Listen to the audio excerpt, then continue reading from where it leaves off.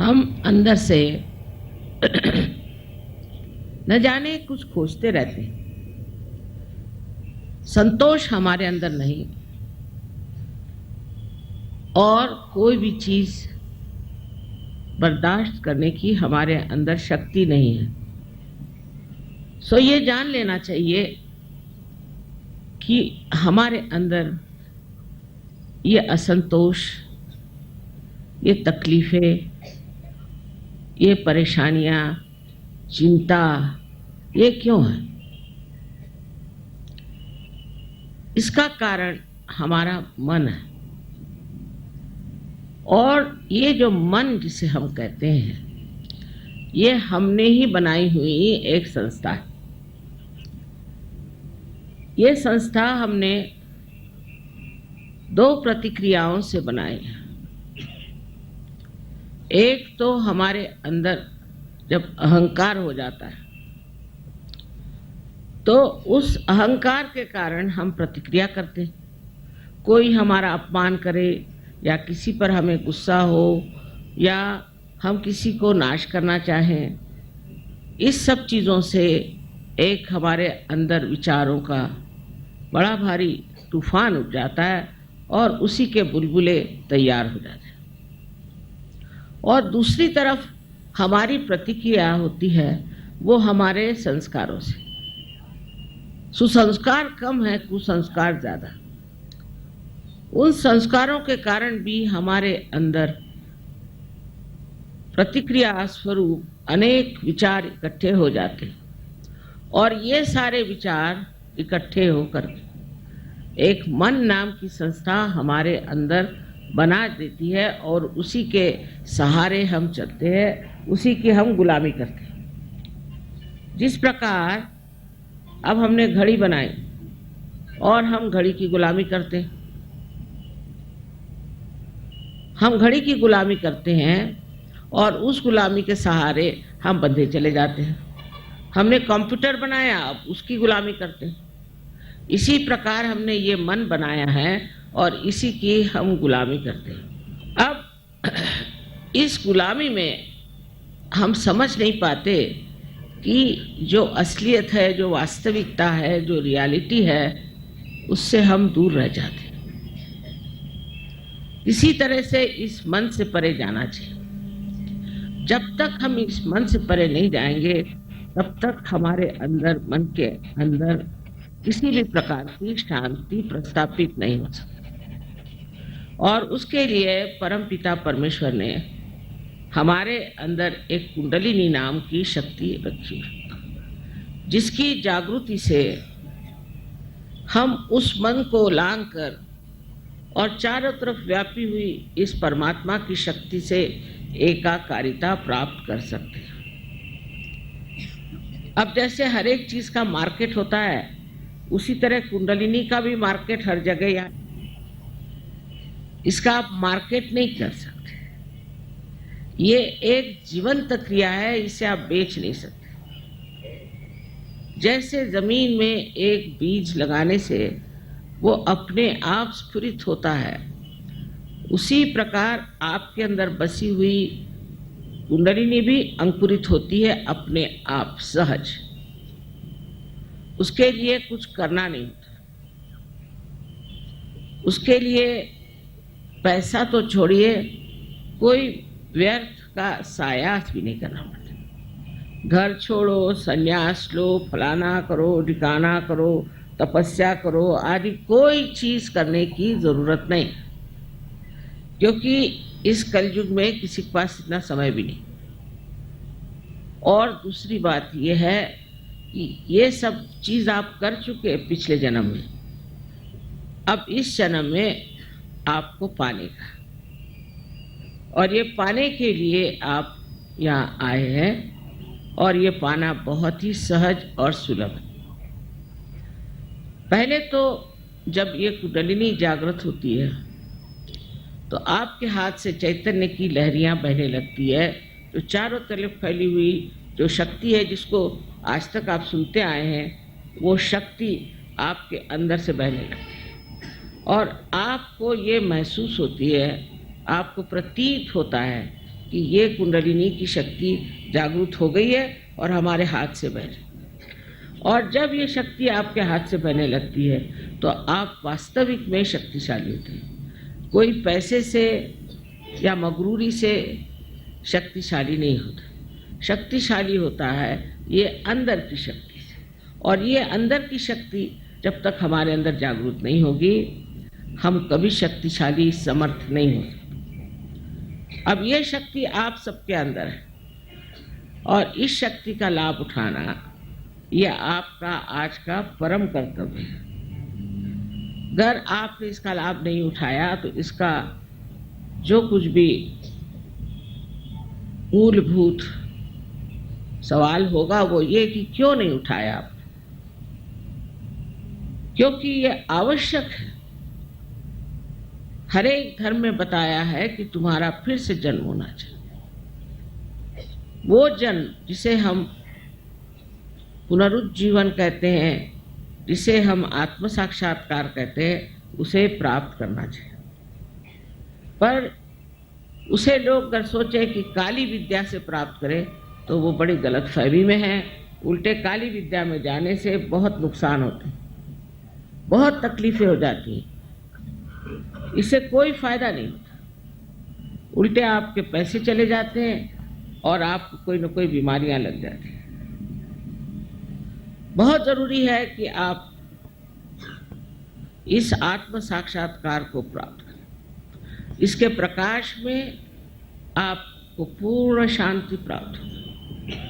इतना ही नहीं, लेकिन इसके प्रकाश में आपको केवल सत्य जो है, एब्सोल्यूट ट्रूथ जो है, वो पता होगा। आपके उंगलियों पर आप जान सकें। सहयोग से हजारों लोगों की तंदुरुस्ती ठीक हो गई। बहुत सारी बीमारियां भाग खड़ी हुई।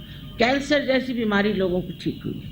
उसमें कोई पैसा देने का नहीं, किसी डॉक्टर के पास जाने का नहीं, आप अपनी ही शक्ति से इसे ठीक कर सकते हैं। इसको दूसरे के पास जाने की जरूरत नहीं, कुछ करने की जरूरत नहीं। और जब इतना आसान है तो इसे क्यों न प्राप्त करें। किसी भी प्रकार की आपको अगर दुविधा है, जैसे समझ लो आपके बच्चे पढ़ने लिखने में ठीक नहीं चल रहे हैं, कुंडलिनी के जागरण से मैंने देखा है कि बच्चे क्लास में फर्स्ट आने लग जाते हैं। क्योंकि हमारे अंदर की जो मस्तिष्क की शक्ति है वो न जाने 1000 गुना बढ़ जाती है। मनुष्य जो है असल में चरित्रवान और धार्मिक होता है, असल में, नकली नहीं। नहीं तो सवेरे जाओ मंदिर में और शाम को और सबको मारो पीटो करो। वास्तविक में धार्मिक वो अंदर से हो जाता है। और ये धर्म जो है सारे विश्व में एक ही धर्म है, और वो धर्म है प्यार का, प्रेम का, करुणा का। आज तक हमने प्रेम की शक्ति को कभी भी उपयोग में नहीं लाया, इसलिए सारे प्रश्न खड़े हुए। इस प्रेम की शक्ति को अपने अंदर जब हम जागरूक कर लेते हैं तो फिर हम समझते हैं कि हम कितने वैभवशाली हैं और हमारे अंदर न जाने हजारों तरह की शक्तियाँ संचरित होती हैं। जैसे आप दूसरों को भी जागृति दे सकते हैं, दूसरों को भी बीमारी ठीक कर सकते हैं, दूसरों का भी आप भला कर सकते हैं और उनको शांति दे सकते हैं। इसको कुछ ज़्यादा सीखना नहीं पड़ता। 1 महीने के अंदर आप अपने ही गुरु हो जाते हैं और आप सब कुछ जानते हैं जो कुछ आपको करना है और जो चीज़ आपको उपयोग में लाना है। उस वक़्त कोई आपको बताने नहीं आएगा कि ये करो या वो करो। हमने देखा है विदेश में एक रात में लोगों ने ड्रग लेना छोड़ दिया। आज जागृति हुई, कल से ड्रग छूट गया।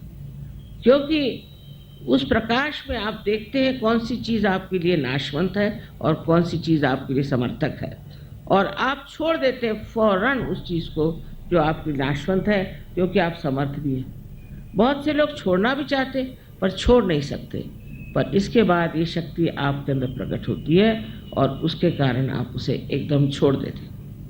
तीसरी बात जो है कि जो आपका चित्त है वो पूरी तरह से एकाग्र हो जाता है, उसकी चल बिचल खत्म हो जाती है। एक तो आप शांति में जाकर बैठ जाते हैं और शांति में आप एक साक्षी स्वरूप होकर सारे संसार की और एक नाटक की दृष्टि से, जैसे कोई नाटक हो रहा है और ये नाटक देखने में आप समझ सकते हैं कि इसकी क्या गलतियां हैं, क्या अच्छाइयां हैं। आपके अपने स्वयं जीवन के जो प्रश्न हैं उसको भी आप बहुत आसानी से हल कर सकते हैं, क्योंकि आप उन प्रश्नों से बाहर निकल आए।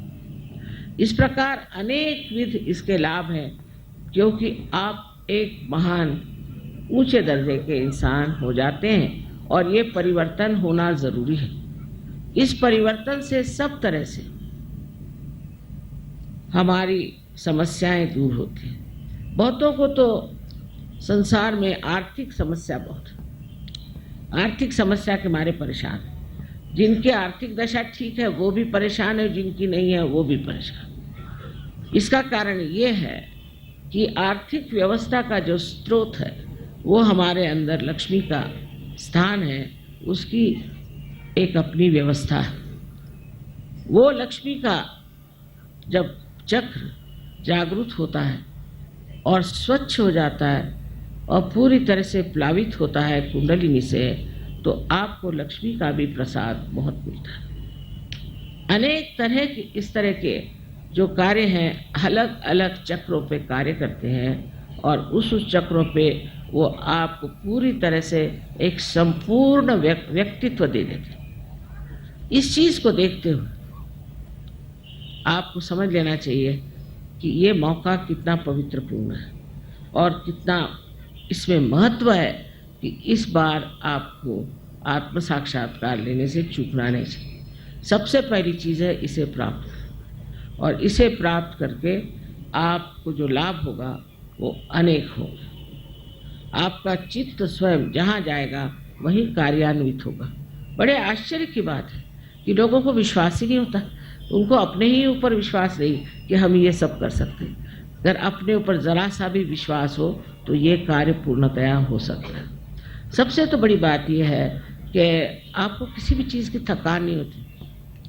आपकी उम्र जो है जैसे कि वैसे ठहर जाती और कितना भी कार्य करो तो भी ऐसा लगता नहीं कि आपने बड़ा काम किया, आपने बड़ी मेहनत करी। और बड़ा आश्चर्य लगता है कि कैसे प्रसाद रूपेण हर तरह के प्रसाद आपको मिलते हैं।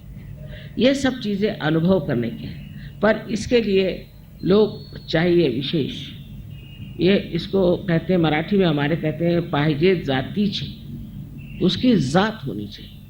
इससे ब्राह्मण मुसलमान हिंदू से कुछ नहीं होता, शूद्र से कुछ नहीं होता।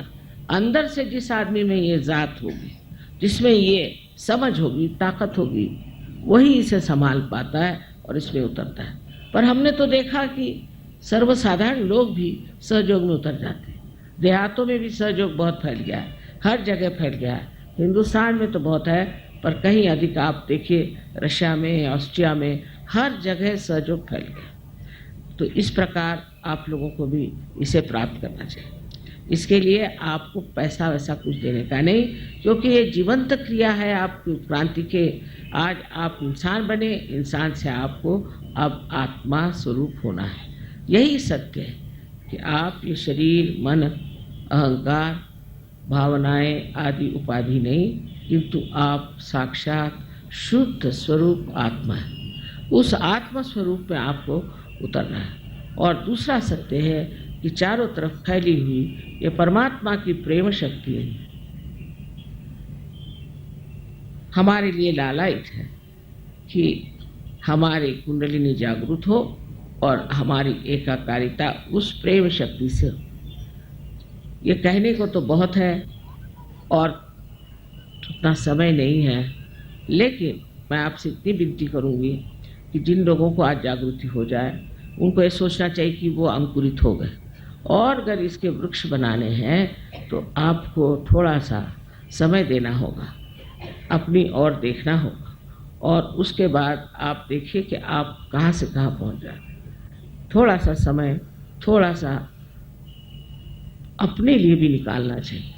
और उसके लिए हमारे यहाँ बहुत अच्छे सेंटर्स हैं, आप वहाँ जा सकते हैं। वहाँ भी कोई पैसा ऐसा देने का नहीं, कुछ पैसा नहीं। वहाँ जा करके आप देख सकते हैं कि किस तरह से आप अपने अंदर की शक्ति को प्राप्त कर सकते हैं। इसमें कोई भी जाति, कोई भी देश, कोई सा रंग, कोई चीज़, उसका फर्क नहीं। आप इंसान हैं और हर एक इंसान के अंदर ये शक्ति है। इसे आप सब लोग प्राप्त करें। आप सबको अनंत आशीर्वाद। अब शांति पूर्वक सब लोग बैठ जाए और सब लोग मन में विश्वास रखें कि आप सबकी जागृति आज इस वक्त होने वाली है। मतलब ये कि अपने में दोष मत देखिए इस वक्त। कोई लोग सोचने लगते हैं मेरी कैसी जागृत होगी, मैंने ये पाप किया, मैंने वो पाप किया, और बताने वाले भी बताते रहते हैं कि तुमने ये पूर्व जन्म में कर्म करे, वो पूर्व जन्म में कर्म करे, उसके लिए इतना पैसा दो। ऐसी बेकार बकवास करते हैं लोग। जो ऐसा कहते हैं वही पापी है, समझ लीजिए। इस वक्त आप मेरे सामने कोई भी पापी नहीं, तो कृपया ये सोच लीजिए कि आपके अंदर जो भी दोष है, जो भी हुआ सो बीत गया, उसका अब विचार नहीं करना है।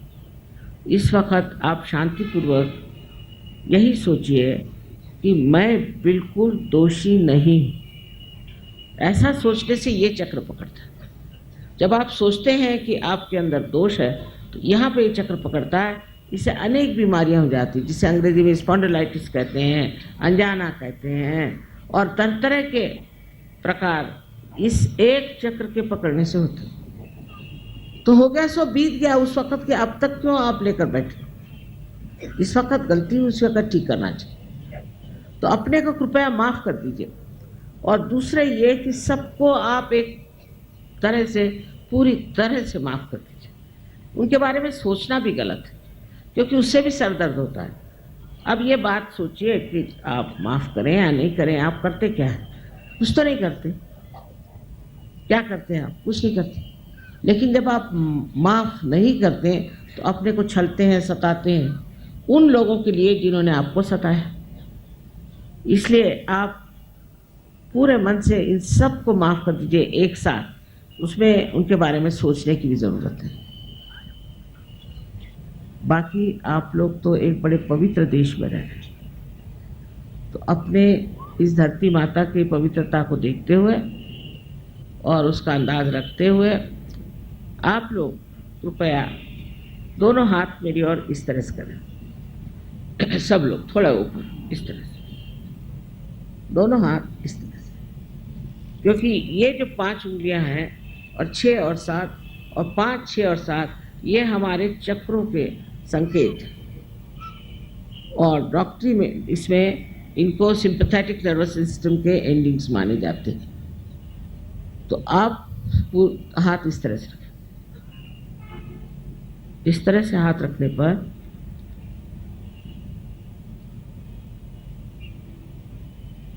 चाहे तो आप चश्मा निकाल लें, कोई ज़रूरी नहीं।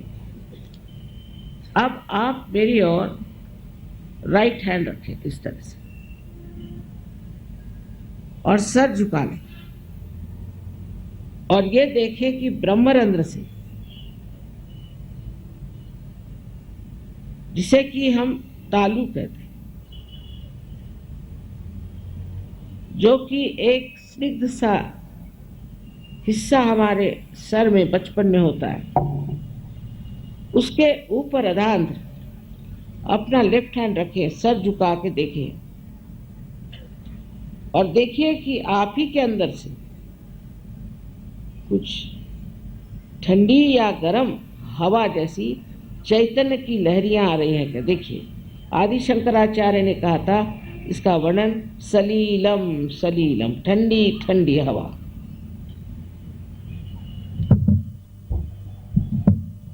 आशा आपने जूते उतार लिए होंगे और जो लोग कुर्सियों पे बैठे हैं दोनों पैर अलग कर लें, बाकी सब ठीक है।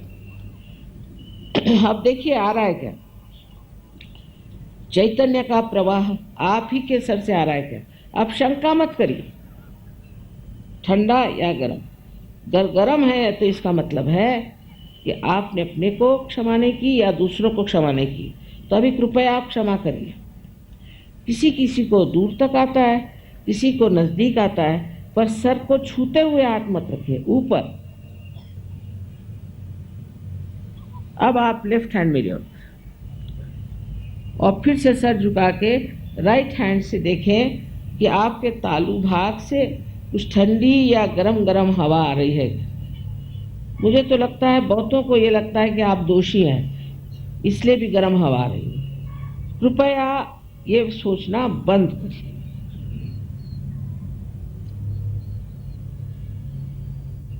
अब एक बार, आखिरी बार, फिर से राइट हैंड मेरी ओर, सब लोग करें और फिर सर झुका के लेफ्ट हैंड से देखें कि ठंडी हवा आ रही है क्या।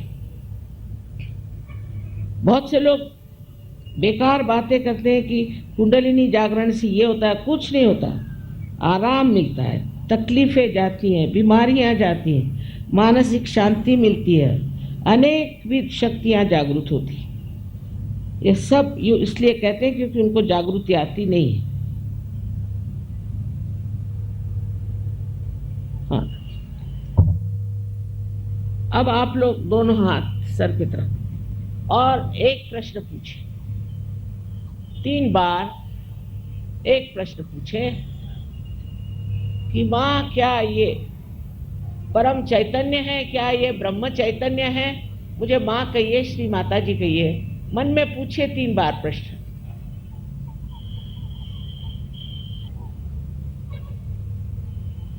अब हाथ नीचे ले लीजिए।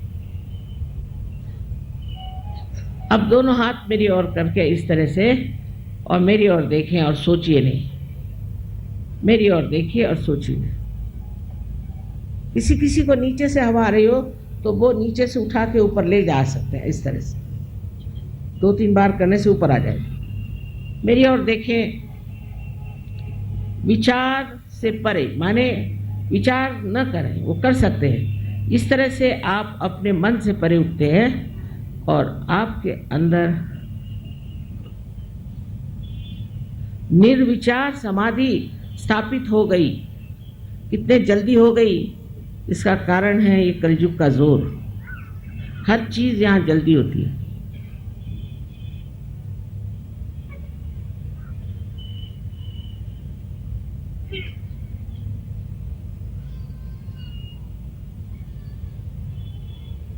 अब देख लीजिए, कोई पेड़ हिल नहीं रहा, कोई फूल हिल नहीं रहा, लेकिन ठंडी हवा आ रही।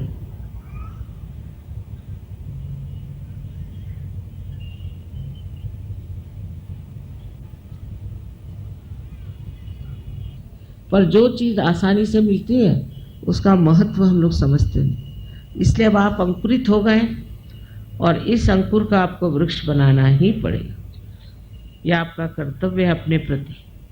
और जब ये बनेगा तो आप भी हजारों को ठीक कर सकते हैं, यहाँ की दुर्दशा ठीक कर सकते हैं, सब में परिवर्तन ला सकते हैं।